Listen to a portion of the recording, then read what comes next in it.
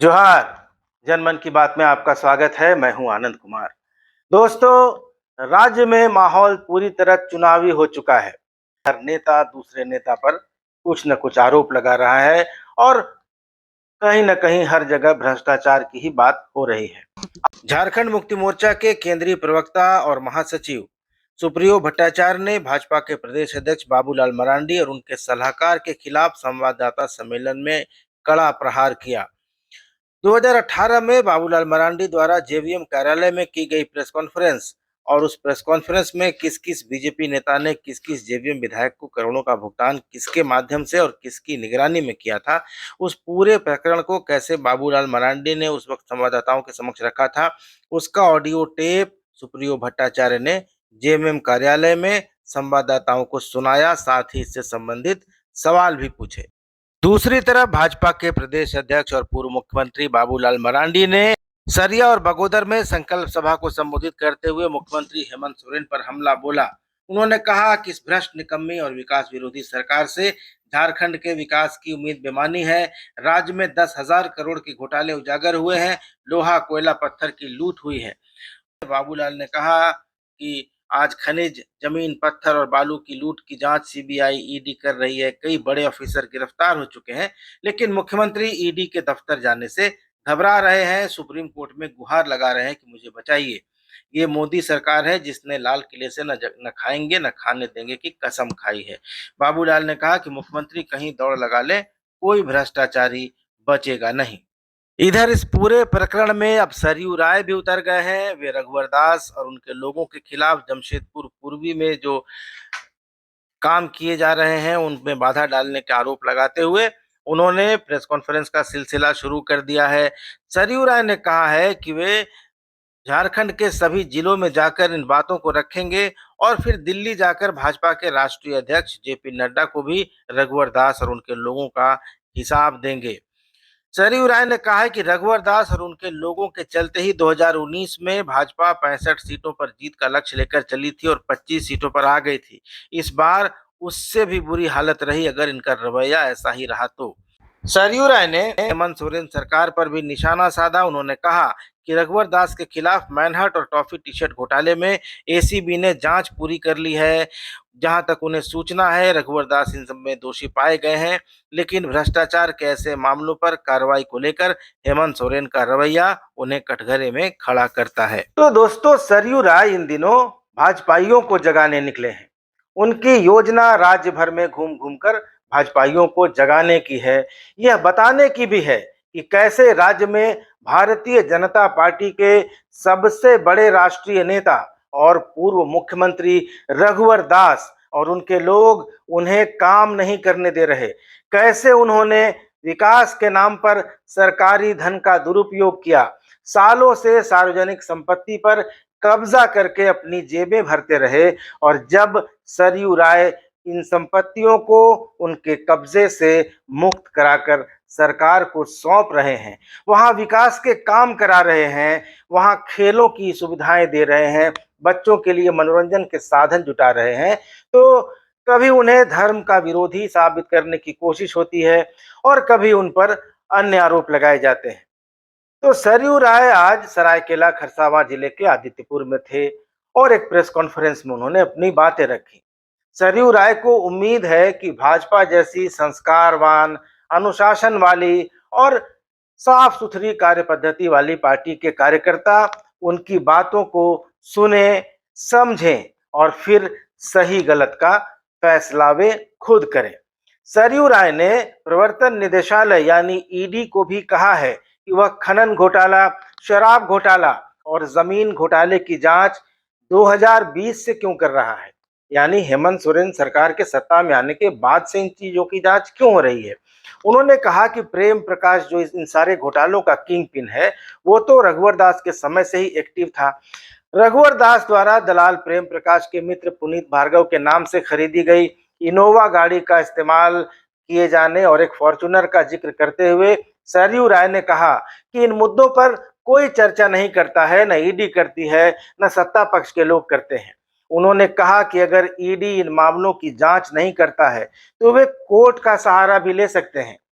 सरयू राय ने यह भी कहा कि उन्हें धर्म विरोधी बताने की कोशिश हो रही है और खुद सूर्य मंदिर के नाम पर धंधा चलाने वाले और छठ पर्व पर अश्लील गीत संगीत का कार्यक्रम कराने वाले सूर्य मंदिर कमेटी के लोग ऐसा कर रहे हैं और ये सब रघुवर दास खेमे के लोग हैं, जमशेदपुर महानगर भाजपा के लोग हैं जो उन्हें काम नहीं करने दे रहे।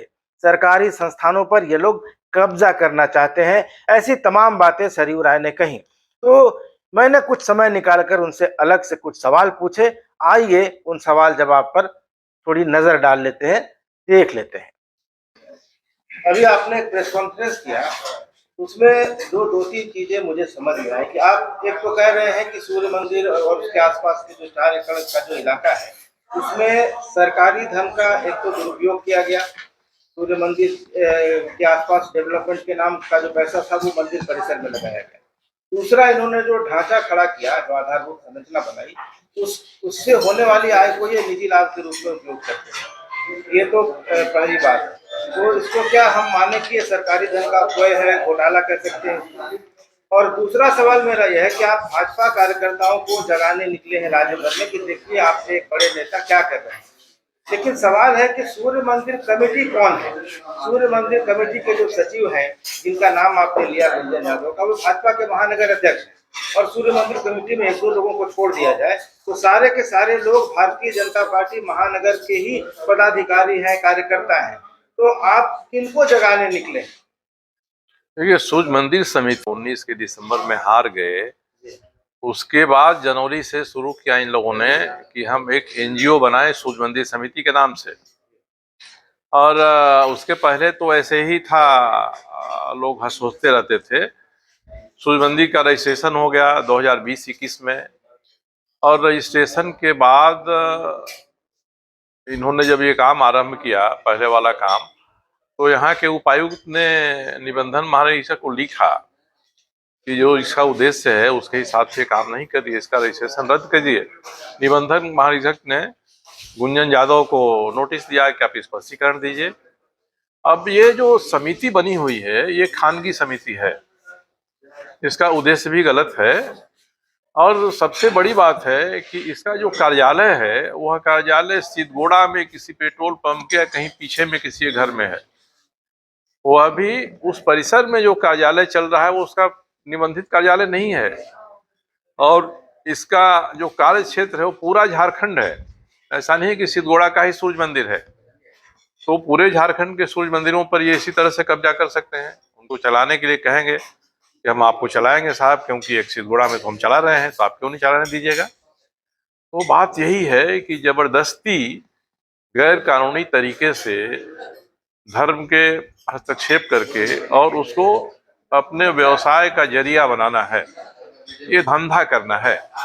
तो जो ऐसे धंधेबाज लोग हैं उनके धंधे पर जब चोट पहुंचती है, निहित स्वार्थ उनका प्रभावित होता है, तो उपद्रव करते हैं। पिछले साल भी हमारे साथ काम करने वालों के साथ उन्होंने मारपीट किया। इस साल भी अब उन्हीं की तैयारी है, उकसा रहे हैं। मगर मेरा इसमें यही कहना है कि विधायक निधि से, सांसद निधि से, सरकारी किसी विभाग से जो पैसा आया उससे संरचनाएं बनी, उसके संरक्षण का काम जिला प्रशासन का है। मेरा ये काम नहीं है कि हम रघुवर दास जी और उनके लठैतों के साथ लड़े जो बहुत बाहुबली हैं। ये प्रशासन को देखना है और ये प्रशासन सुनिश्चित कराए कि किन लोगों ने कल जाकर नए स्विमिंग पूल में तोड़-फोड़ किया। तो इसलिए मैं ये सवाल उठा रहा हूँ कि जो व्यक्ति मुख्यमंत्री के पद पर रहा है, जो व्यक्ति एक राष्ट्रीय दल का, विश्व के सबसे बड़े राष्ट्रीय दल का राष्ट्रीय उपाध्यक्ष है, उसका आचरण कैसा हो रहा है ये मैं आईना दिखाना चाहता हूं। और उस आईने में तस्वीर देखें भाजपा के नेता और कार्यकर्ता और अपना निर्णय ले। नहीं तो पिछली बार 65 पार की बात कहते थे और 25 पर अटक गए, अपने भी चुनाव हार गए, तो यही रवैया रहा तो आगे इससे भी बदतर रिजल्ट भारतीय जनता पार्टी के पक्ष में आएगा। इसलिए इसको बहुत आसान ये लोग न समझें कि मैंने कह दिया 2 लोगों के बीच का झगड़ा है, सूर्य मंदिर का झगड़ा है। ये बात तो पूरे राष्ट्रीय स्तर की बात है।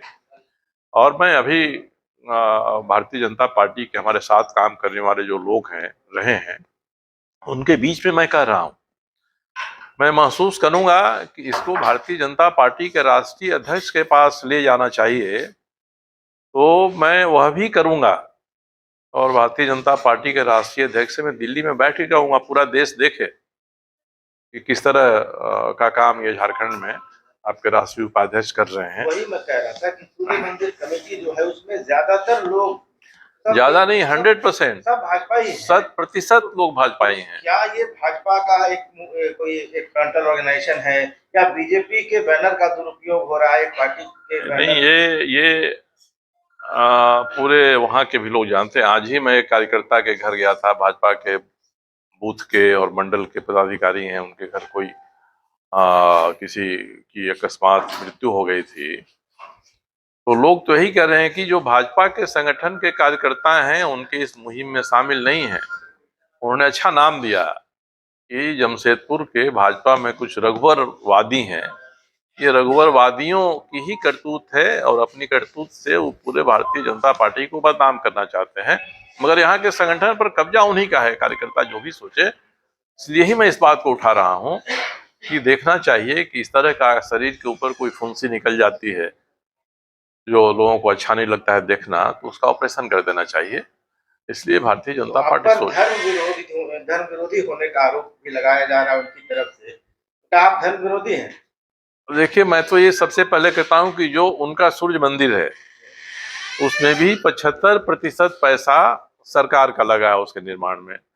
दूसरा, महेश पोद्दार जी के फंड से उन्होंने उसकी बाउंड्री करा दी, सूर्य मंदिर की बाउंड्री हो गई।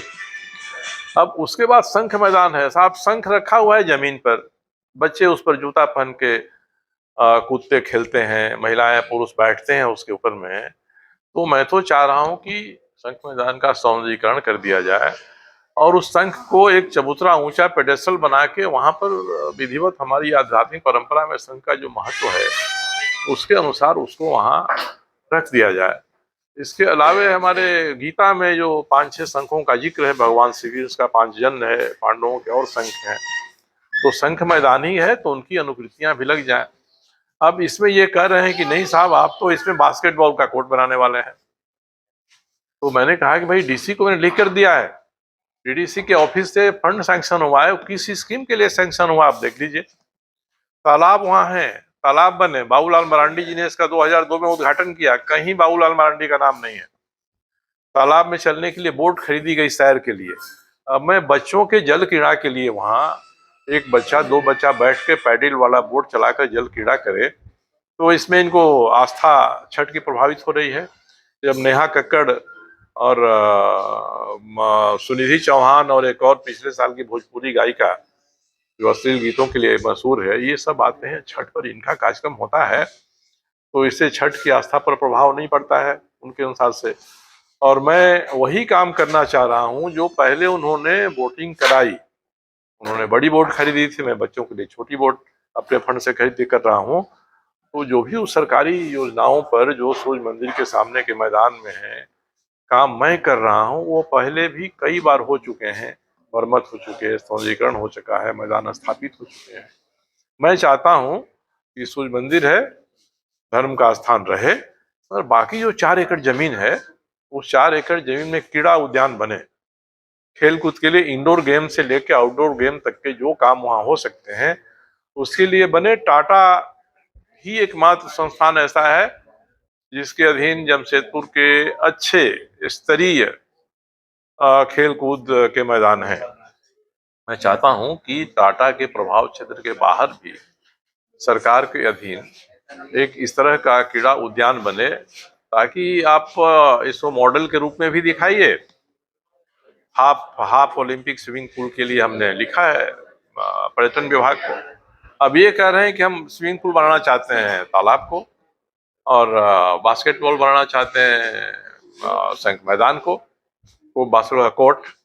मैं तो कहूँगा भैया आप चले जाते डीडीसी के ऑफिस में देख लेते कौन योजनाएं सामने आई। वो नहीं करके ये मेरे खिलाफ ही प्रहार कर रहे हैं, इसलिए कि मैं पीछे हट जाऊं और पहले जैसा कब्जा इनका था उस सूर्य मंदिर के सामने वाले मैदान पर, और 5 रुपया वसूलते थे पार्क में जाने के लिए, 5 रुपया और वसूलते थे वहाँ चिल्ड्रन पार्क में जाने के लिए।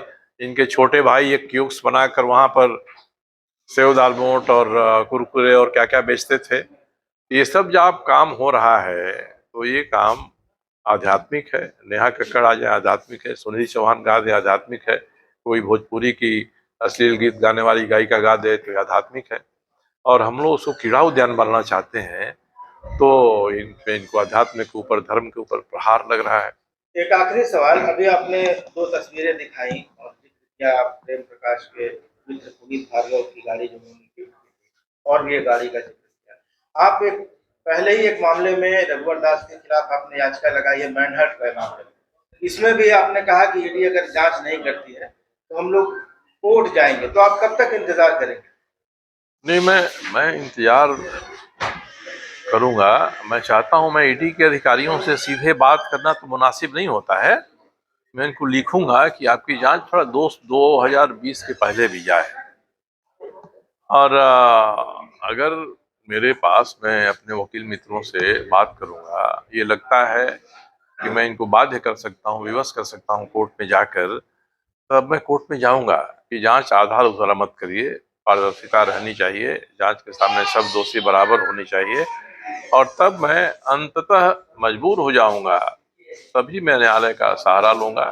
हो सकता है कि इसके पहले मेरी आवाज भाजपा के नेताओं कार्यकर्ताओं तक चली जाए और कुछ इसमें सुधारात्मक उपाय वो कर लें, संभव है। मगर मेरी परेशानी यही है कि एक विधायक के नाते मैं काम करना चाहता हूं, आप मुझे काम नहीं करने देंगे साहब। और 3 साल तक बिल में घुसे हुए थे ये लोग। अब चुनाव नजदीक आ रहा है तो सबकी आवाज निकल रही है। तो इसीलिए मैं इस विषय को उठा रहा हूं। और ये सारे मुद्दों को, जैसा आपने मेनहाट का जिक्र किया, मेनहाट में जांच हुई है, जांच होके पड़ी हुई है। कोर्ट ने कहा है कि आप 3 अक्टूबर तक फाइनली आप बताइए। अब जब जांच पूरा हो गई और जहां तक मुझे जानकारी है कि 12-13 लोग दोषी पाए गए हैं, अभियुक्तों की जो सूची है उसमें रघुवर दास जी का नाम पहले स्थान पर है। तो मैंने हाईकोर्ट से कहा है कि जरा मंगवाइए। एक बार एसीबी ने कोर्ट में जितने कागजात जमा किए वो पढ़े ही नहीं जा रहे थे। दोबारा कोर्ट ने कहा कि एसपी साहब खुद आए, हाजिर हुए। 3 अक्टूबर तक उन्होंने समय लिया है। अब इसी तरह से टॉफी, टी शर्ट, इस सब का जो मामला हुआ, जांच उसमें भी पूरी हो गई है और उसमें भी साफ साफ जरूर उसमें भी ये लोग अभियुक्त हुए होंगे। तो अब जो ऐसी सरकार हमारी है, इस पर कार्रवाई नहीं कर रही है। तो मेरा ही मानना है कि जो सरकार भ्रष्टाचार के ठोस सबूत के बाद भी भ्रष्टाचारियों पर कार्रवाई नहीं करती है, वह भी सरकार भी भ्रष्टाचार से ऊपर नहीं है। इसलिए केवल वर्तमान सरकार का जो एक यह कार्यकलाप है, वह हेमंत सोरेन जी को मेरे हिसाब से कटघरे में खड़ा करने वाला है। तो दोस्तों, सरयू राय राज्य भर में घूम घूम कर भाजपा कार्यकर्ताओं को जगाने निकले हैं। तो भाजपाई इनसे कितना जागेंगे और सरयू राय की बातों का कितना असर होगा, यह तो भविष्य ही बताएगा। लेकिन सरयू राय की एक आदत है कि जो उन्हें छेड़ता है उसे वे छोड़ते नहीं हैं। तो स्वाभाविक रूप से जिनके हितों को चोट पहुंची है, जिन्हें आर्थिक नुकसान हो रहा है, वे तिलमिला रहे हैं। और अब तो चुनावी माहौल भी बन चुका है। तो अभी स्वर्णरेखा और खरकई में जितनी गंदगी बहती है, जितना प्रदूषण बहता है, उससे ज्यादा गंदगी दोस्तों जमशेदपुर की राजनीति में देखने को मिलेगी। आप मेरे साथ जनमन की बात देखते रहिए। अगले वीडियो में मुलाकात करेंगे, तब तक के लिए धन्यवाद। नमस्कार।